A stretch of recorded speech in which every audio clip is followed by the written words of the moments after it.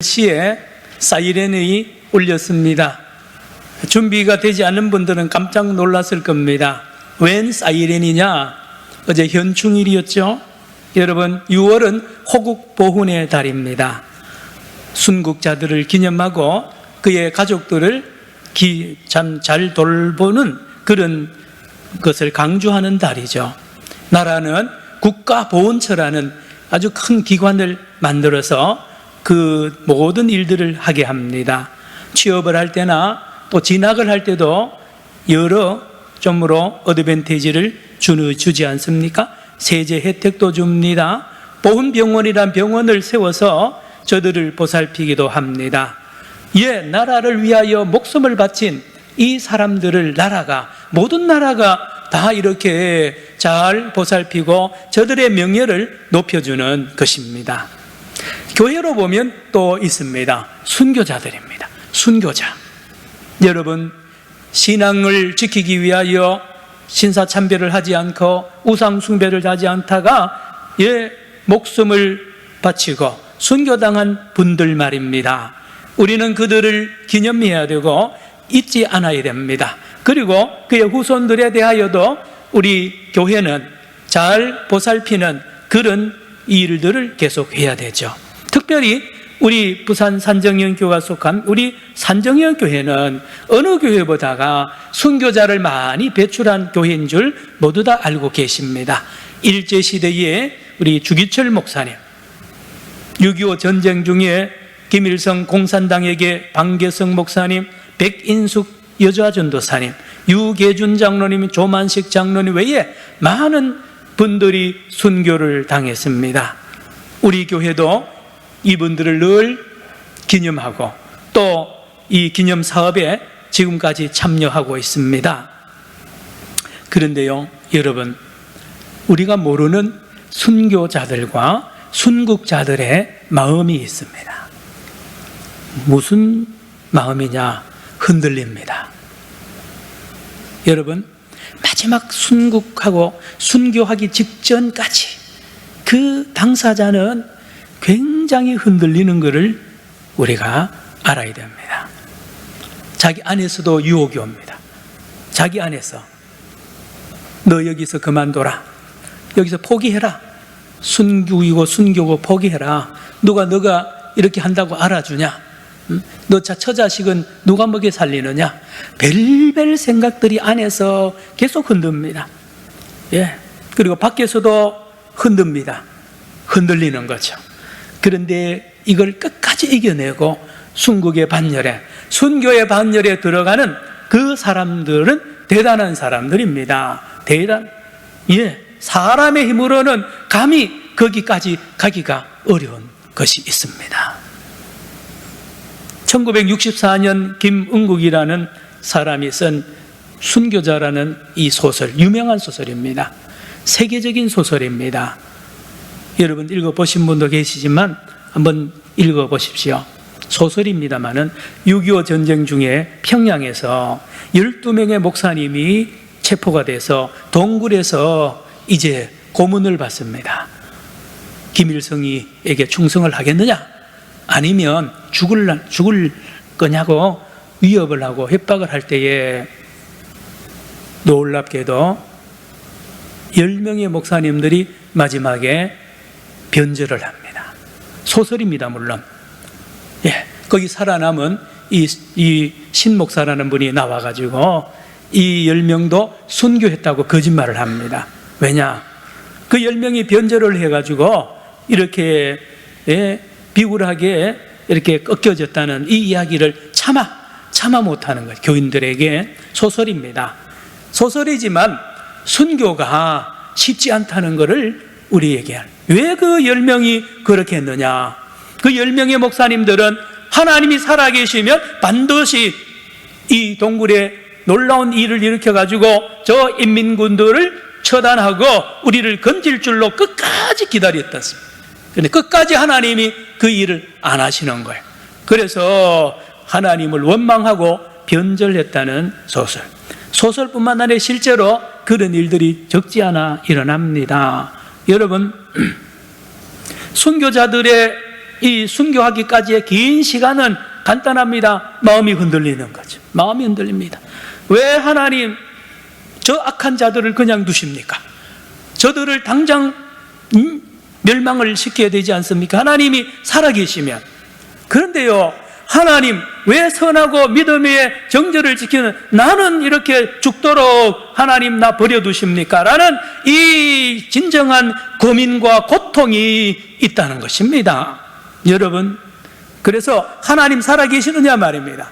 하나님 안 계시는 거 아닙니까? 라고 몸부림치는 이 절체절명의 이 갈등의 마지막 지점까지 가는 거죠.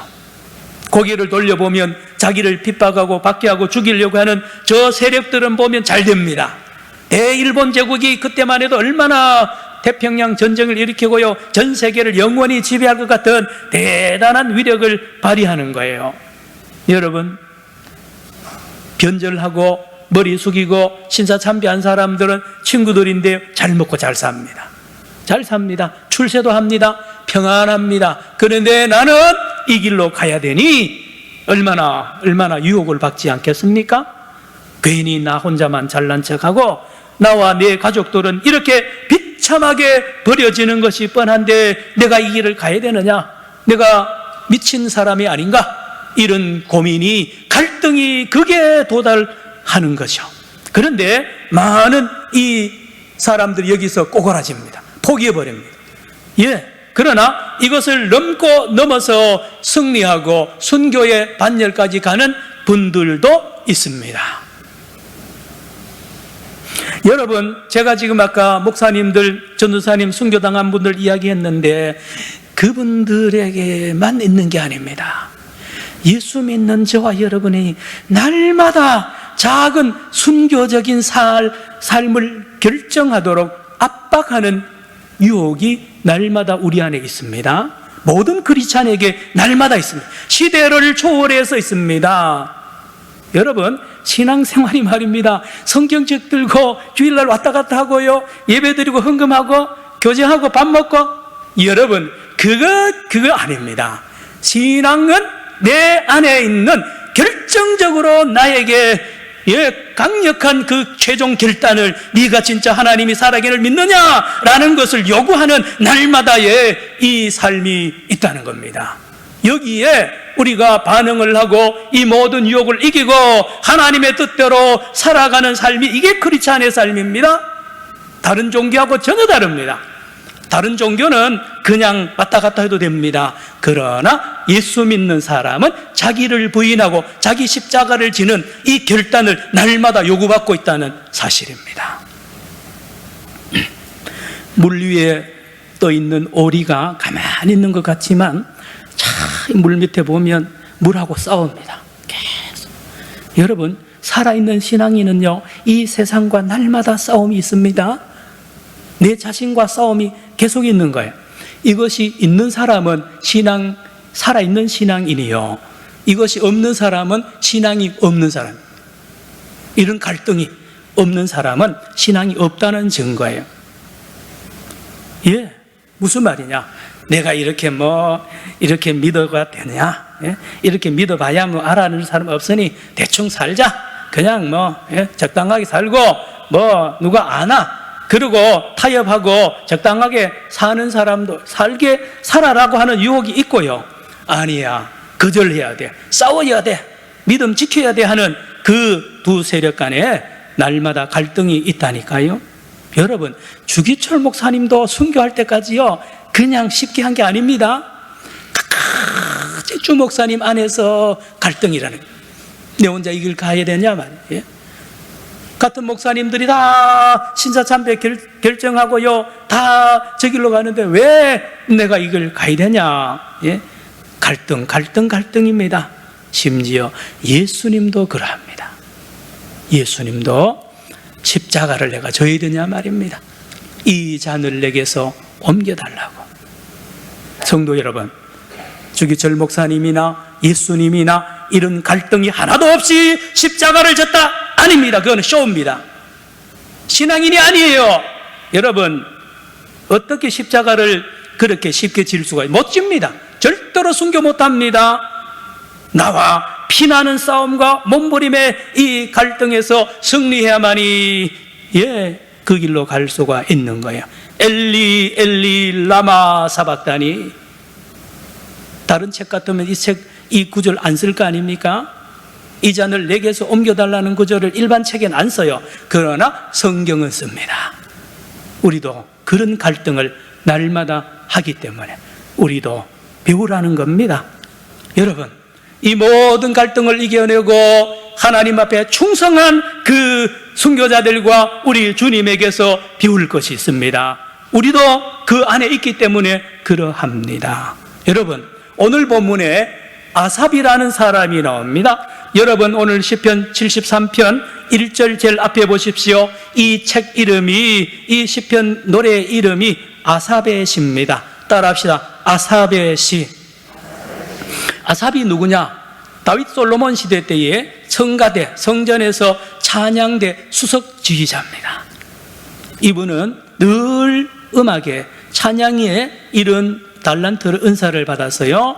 하나님 앞에 성전에서 성가대 지휘하면서 시편 50편과 7편, 73편과 83편까지 12편의 시편을 쓴 찬양대 수석 지휘자 아삽입니다.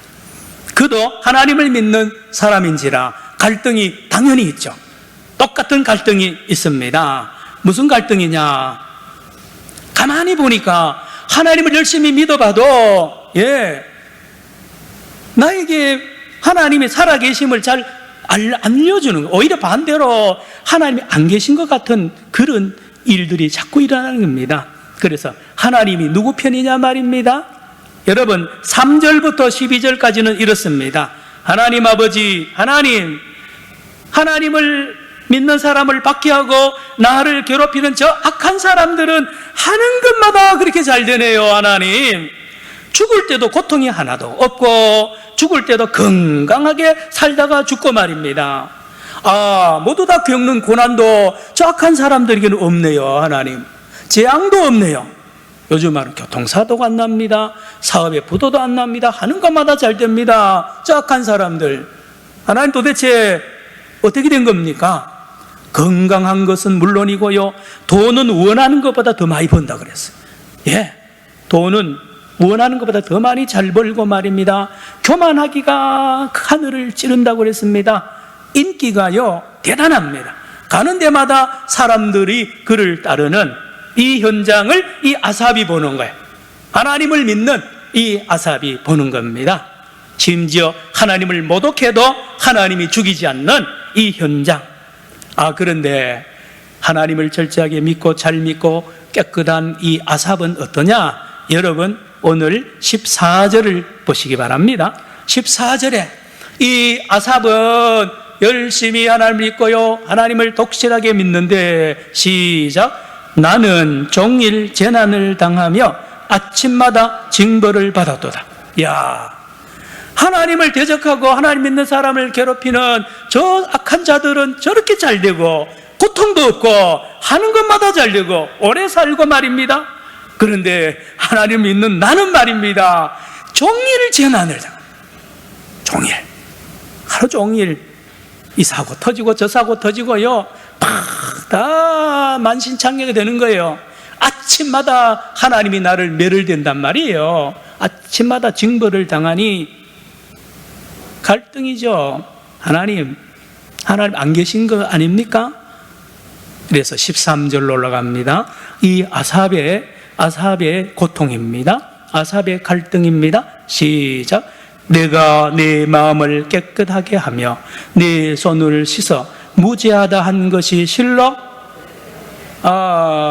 예수 하나님 잘못 믿었다는 거예요. 하나님 믿고 이렇게까지 열심히 신앙 지키고 깨끗하게 정결하게 거룩하게 산 것 자체가 헛되단 말입니다. 이렇게 믿어봐야 하나님이 맨날 나 때리고 내한테 재앙을 주고 말입니다.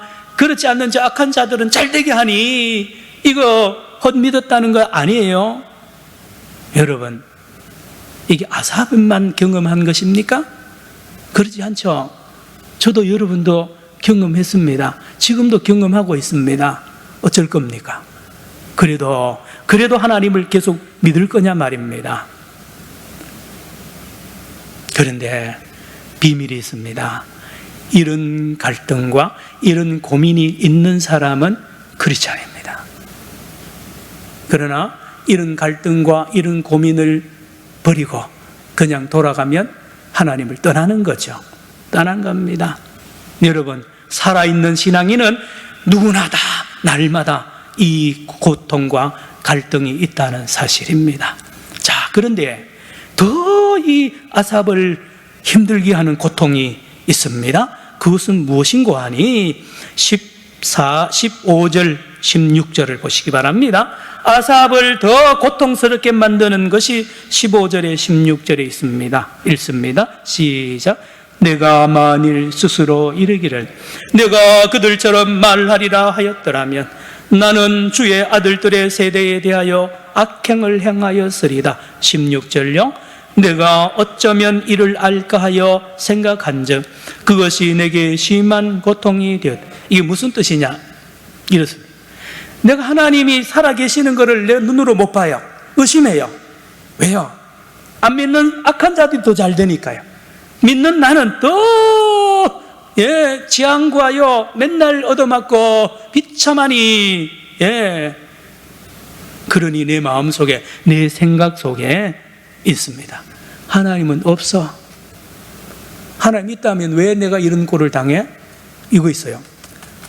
나만이 아는 내 생각의 비밀이 있단 말이에요.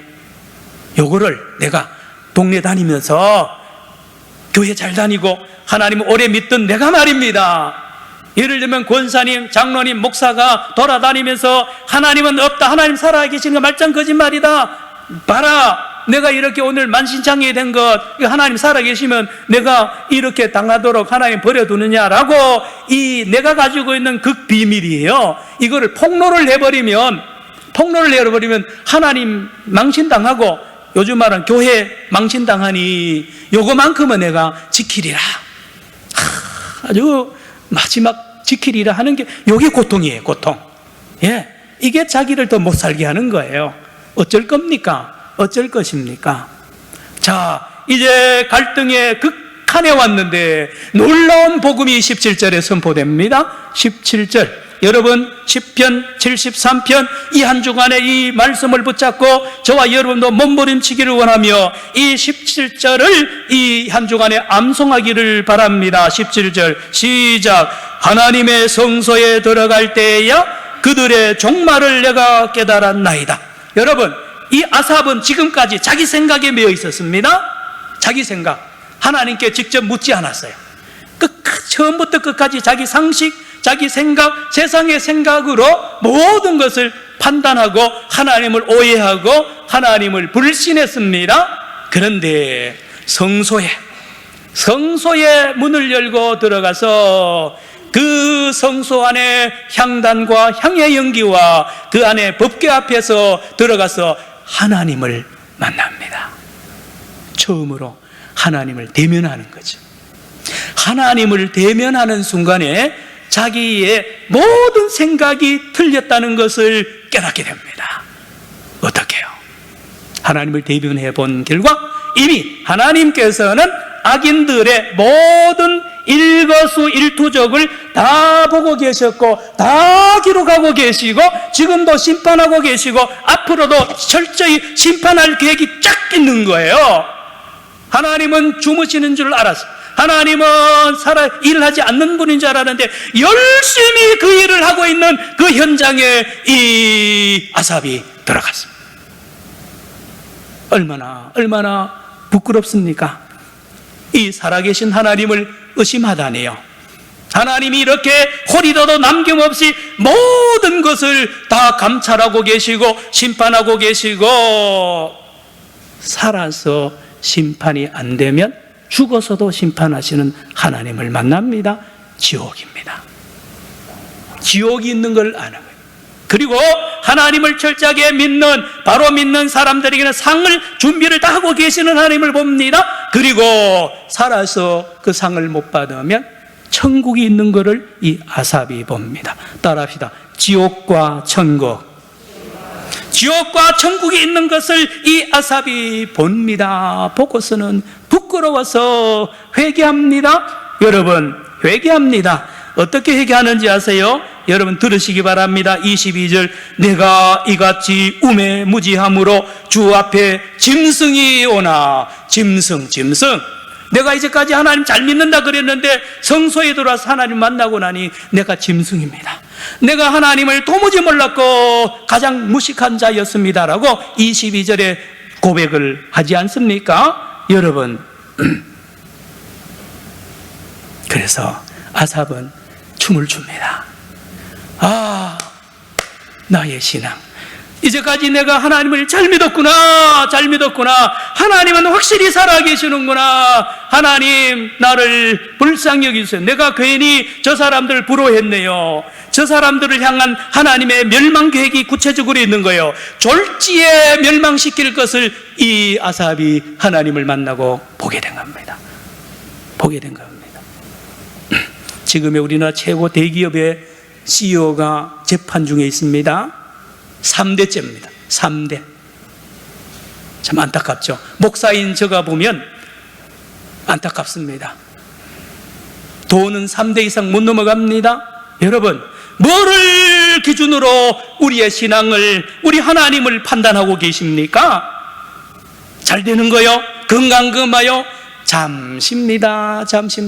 부러워하지 마세요. 이제 이 아삽은 놀라운 이 결단을 하고 발견을 하는데, 하나님이 나의 복이고 하나님을 가까이 하는 것이 나의 생명인 것을 다시 한번 확인하고 찬양하는 이 아삽으로 돌아서는 것을 오늘 18절 이하에 읽어보면 나옵니다. 따라합시다. 하나님은 나의 영원한 기업이십니다. 무슨 말인고 하니, 나의 관심과 나의 사업처는 하나님 자체라는 거예요.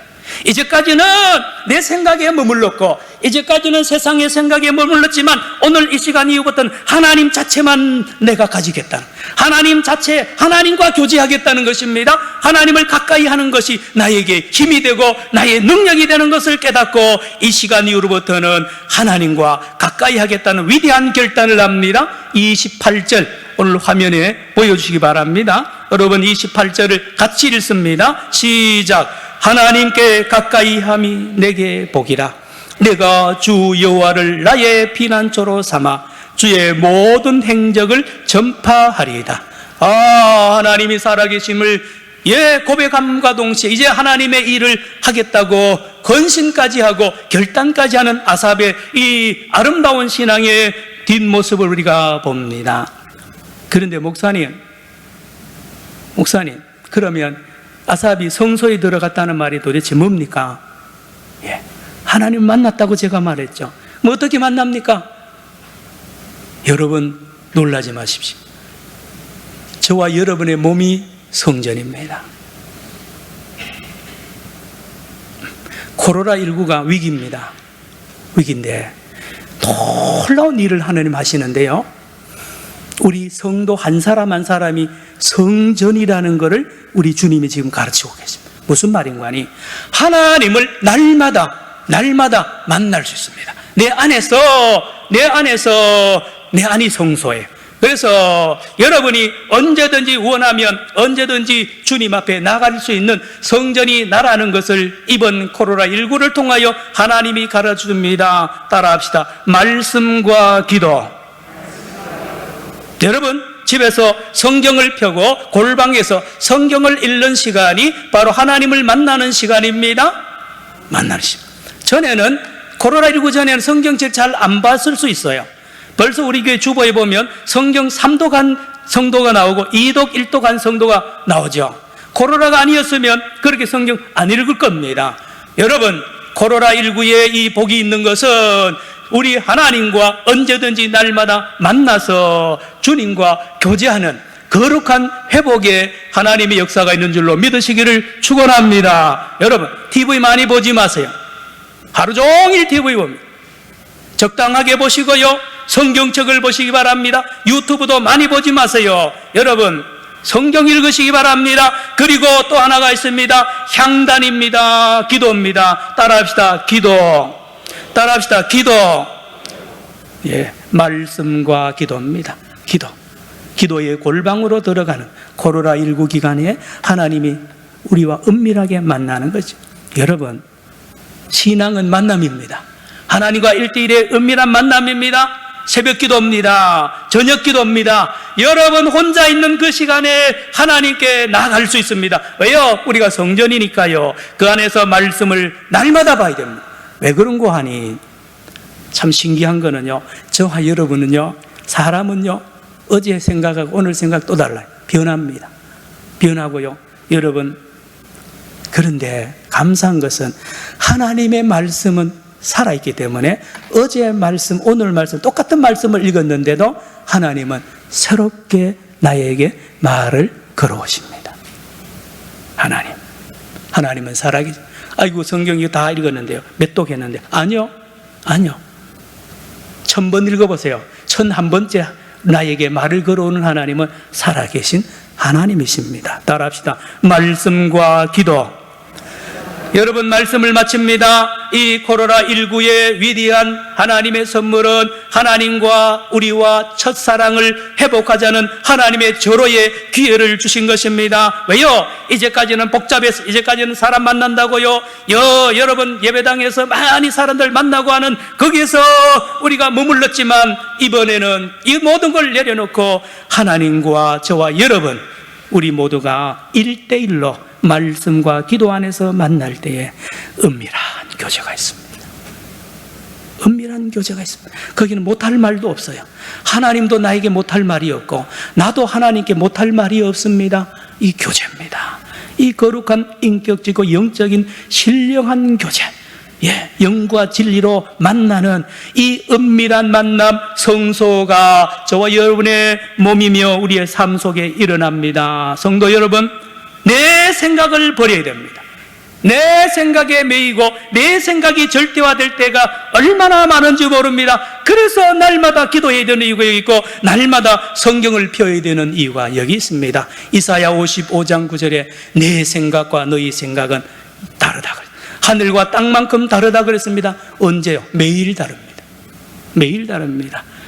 이 한 주간, 이 코로나19 기간 동안에 저와 여러분, 이 하나님과 이 은밀한 말씀과 기도의 이 만남을 통하여 첫사랑을 회복하는 저와 여러분, 우리의 산정연계 되기를 축원합니다. 기도합시다. 하나님 아버지, 여러 가지 답답하고 참으로 전과 다른 많은 신앙의 리듬에 우리가 당황하고 있습니다. 그러나 곰곰이 생각해 보면 이 코로나19 기간에 하나님이 하시는 일이 있습니다. 우리가 더 기도를 은밀한 골방에 들어가 주님과 만나는 아름다운 만남을 통하여 우리의 모든 신앙이 날마다 회복이 되며 이 세상을 변화시키는 능력의 그리스도인들로 다시 회복시키는 하나님의 계획이 있는 줄로 믿고 믿음으로 나아가는 우리 모두가 되게 하여 주시옵기만을 예수님의 이름으로 기도드리옵나이다. 아멘. 336